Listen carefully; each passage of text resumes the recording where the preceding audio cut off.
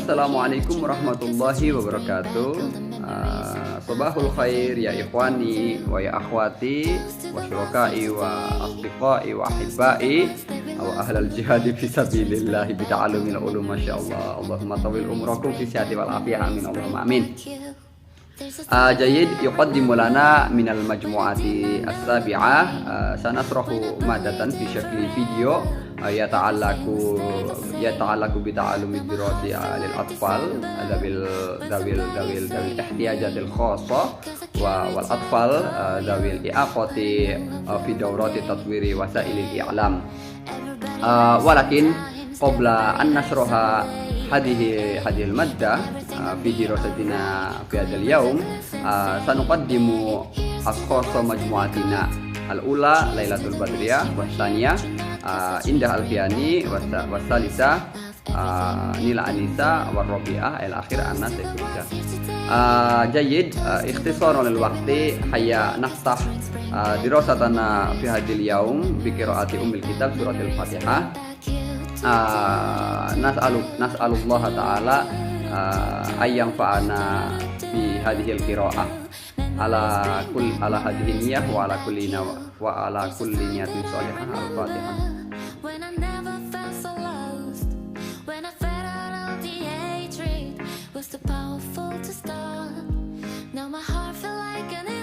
Jadi summa narhab bil asdiqa wa syurakai wa hibbai lil istima' ila hadhil video al khassah bina. Syukran jazilan lakum.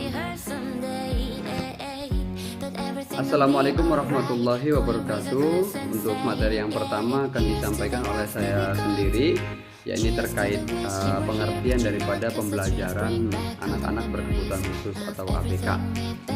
Namun sebelum kita menjelaskan atau masuk ke dalam satu materi tentang apa sih pengertian pendidikan anak yang berkebutuhan khusus ini, kita harus tahu dulu apa itu anak yang dimaksud daripada anak-anak yang mempunyai kebutuhan khusus atau ABK. Jadi anak-anak yang mempunyai kebutuhan khusus ini jelas berbeda dengan anak-anak pada umumnya, begitu ya. Jadi ada beberapa karakteristik dan juga kepribadian yang cenderung berbeda dengan keumuman ataupun anak-anak pada umumnya, kan begitu. Maka daripada itu ini menarik perhatian terutama bagi para pengajar untuk lebih fokus dan lebih mendalami lagi kebutuhan-kebutuhan yang lebih spesifik yang dibutuhkan oleh mereka. Karena memang situasi dan kondisinya berbeda dengan anak-anak pada umumnya, sehingga tidak bisa diterapkan begitu saja. Harus ada teknik yang khusus begitu, penanganannya khusus. Nah, sehingga ini akan sedikit menyulitkan ya bagi maksudnya untuk mentor, guru ataupun pembimbing, pembina yang memang belum mempunyai keahlian dalam menangani anak-anak ABK ini atau disabilitas, gitu ya. Jadi harus memang kita pelajari dulu karakternya, pelajari dulu kepribadiannya, kemudian kita melakukan pendekatan yang yang bersifat emosional, sehingga nanti kita bisa mengetahui keinginan daripada anak-anak disabilitas tersebut. Jadi nggak bisa kita memberikan satu materi yang sesuai yang kita inginkan, karena memang mereka ada beberapa kendala yang menghalangi tersampainya informasi daripada kita kepada mereka. Jadi harus bisa mengerti benar-benar artinya pada pendekatan khusus begitu. Itu ya. Jadi itu pintas daripada ABK ataupun anak-anak yang berkebutuhan khusus. Nah, selanjutnya akan saya jelaskan pengertian daripada ABK. Apa itu pengertian daripada pembelajaran atau pendidikan kepada anak yang berkebutuhan khusus? Nah, untuk pengertian daripada pendidikan khusus atau pendidikan kepada anak-anak yang mempunyai kebutuhan khusus dapat kita artikan sebagai satu langkah pendidikan yang lebih spesifik ditunjukkan atau merujuk pada orang-orang yang mempunyai disabilitas, punya kelainan fisik, emosional, sosial, dan juga karakter, gitu ya. Sehingga nanti cara penanganan pembelajarannya ini harus lebih ekstra. Artinya memang penyiapan segala sesuatu sistemnya ini berbeda dengan penanganan kepada orang-orang atau anak-anak normal pada umumnya.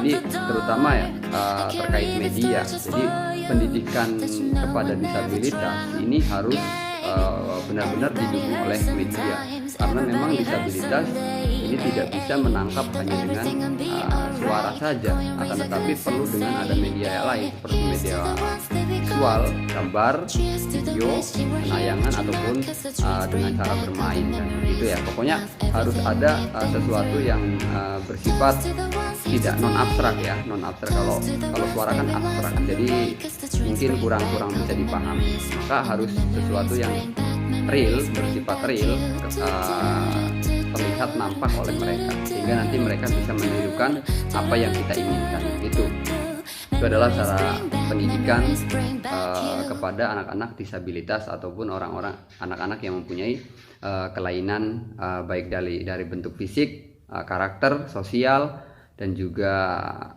emosional begitu. Dan juga untuk menunjang media tersebut dapat terlaksana dengan baik, dengan efektif, ini harus ada keprofesionalisan daripada seorang guru begitu. Jadi guru ini memang harus spesialis. Jadi kalau kita ambil contoh guru umum yang kemudian ditempatkan pada posisi mengajar yang berbeda dengan kebiasaannya setiap hari, ini akan sangat kesulitan, bahkan bisa menyerah begitu. Jadi harus memang ada guru-guru yang mendalami dalam masalah ini, sehingga mereka lebih mengetahui dan bisa lebih mendekati terhadap apa yang diinginkan daripada peserta didik tersebut.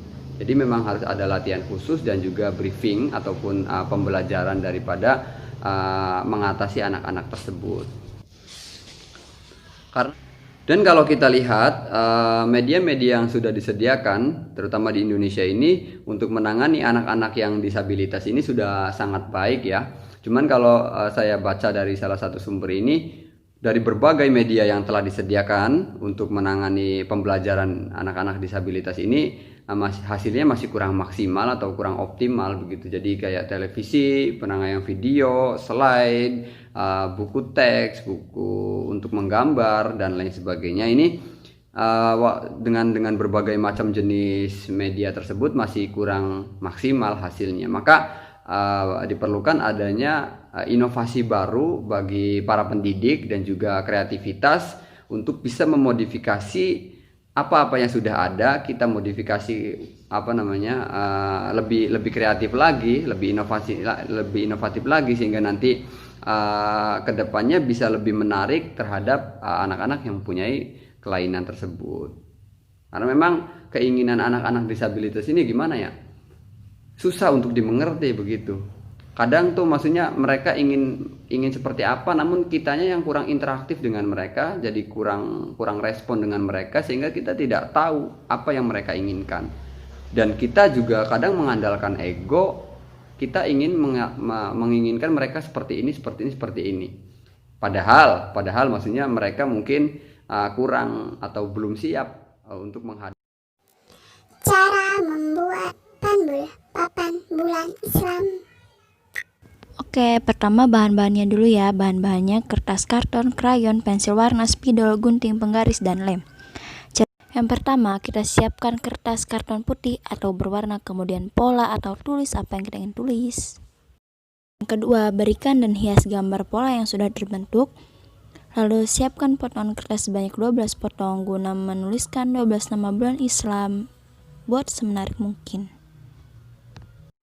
Cara kerjanya ialah siswa diharuskan untuk mengurutkan bulan-bulan Islam dengan benar.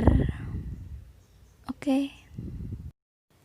Sebelum papan ini digunakan, kita dengarkan dulu lagunya.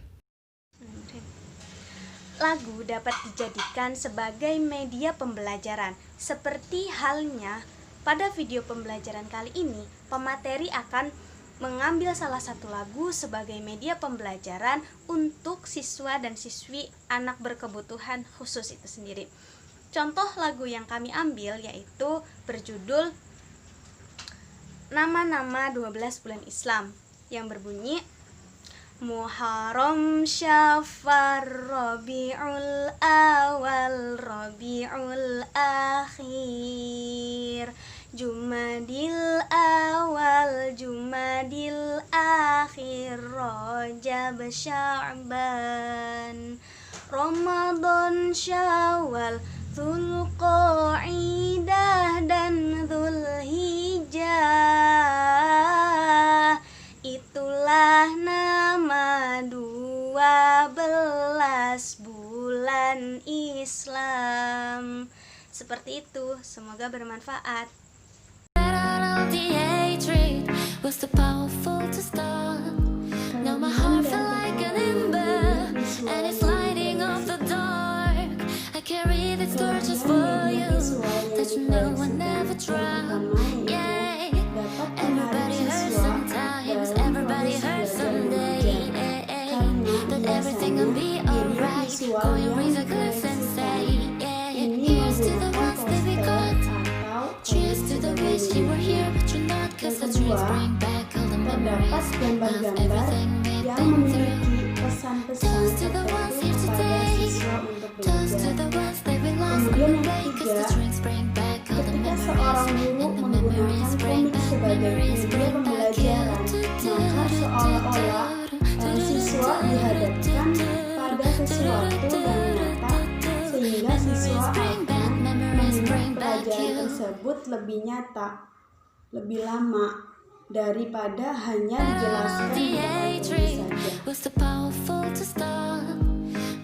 Kekurangan media visual yang tidak semua siswa dapat belajar dengan menggunakan media visual ini, karena setiap siswa itu memiliki gaya belajar yang berbeda-beda.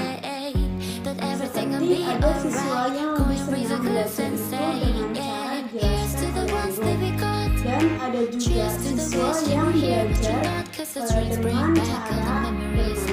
Yang kedua yaitu komik atau poster juga membuat siswa itu malas belajar, karena mereka cenderung hanya ingin melihat gambar-gambarnya saja yang ada di dalam komik atau poster tersebut, sehingga siswa itu tidak dapat memahami materi secara menyeluruh. Yang ketiga, siswa juga dapat menjadi malas menulis, malas mencatat hal-hal yang dijelaskan oleh guru, karena dari awal pembelajaran tersebut perhatian mereka itu sudah tertuju pada gambar yang ada.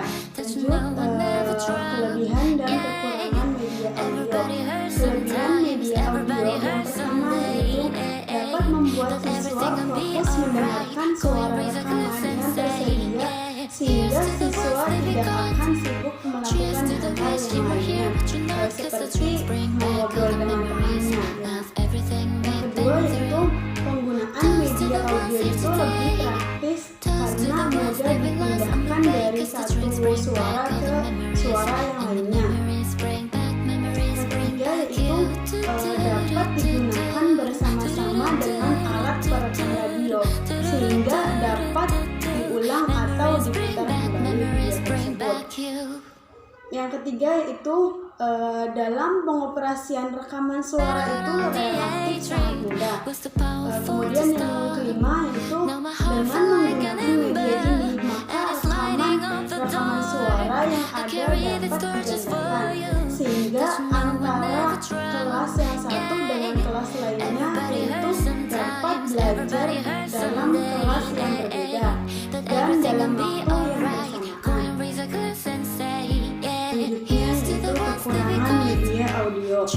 Yang pertama, kemampuan siswa dalam mendengarkan kecepatan suara rekaman biasanya tidak sama antara siswa yang satu dengan siswa yang lainnya. Misalnya, ada siswa yang cepat menangkap materi dari suara rekaman itu, dan ada pula siswa yang lemah dalam menangkap materi tersebut.